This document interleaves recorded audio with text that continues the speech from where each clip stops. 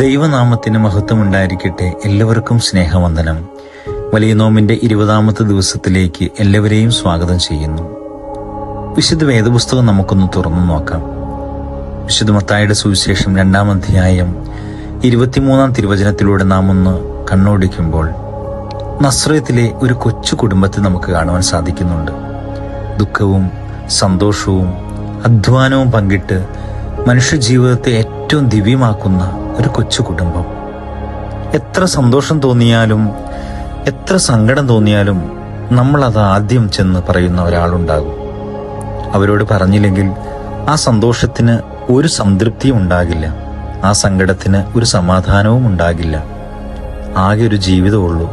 അതിൽ ചിരിക്കണം, കരയണം, ചിന്തിക്കണം, കൂടാതെ 100 പ്രശ്നങ്ങൾ. ഇതിൽ ജീവിക്കാൻ എവിടെയാണ് സമയമുള്ളത്? ചെറിയ ചെറിയ വിഷമങ്ങൾക്ക് കഴിവതും സ്വയം പരിഹാരം കണ്ടെത്തുവാൻ സാധിക്കണം. എന്നും നമ്മുടെ വിഷമങ്ങൾ മറ്റുള്ളവരോട് ഷെയർ ചെയ്താൽ അവർക്കതൊരു തമാശയായിത്തീരും. ജീവിച്ചേ മതിയാകൂ എന്ന തിരിച്ചറിവാണ് ഏറ്റവും വലിയ മോട്ടിവേഷൻ. ദൈവം നിങ്ങളെല്ലാവരെയും അനുഗ്രഹിക്കട്ടെ. ഒരു പ്രഭാതം കൂടി കാണുവാൻ ദൈവം നമുക്ക് ഭാഗ്യം നൽകി. ആ ദൈവത്തോട് നന്ദി പറയാം.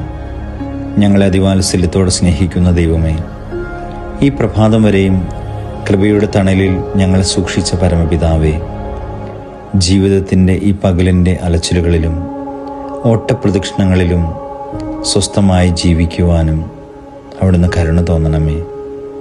ദൈവമേ, കൃപയുടെ തണലിൽ ഞങ്ങളെ ചേർത്ത് വയ്ക്കുന്നല്ലോ. ഞങ്ങളുടെ ബലഹീനതകളെ ഒന്നും അവിടുന്ന് ഓർക്കരുതേ ദൈവമേ. ആഴമേറിയ കരുണയിൽ മാത്രം ഞങ്ങൾ ആശ്രയിക്കുന്നു.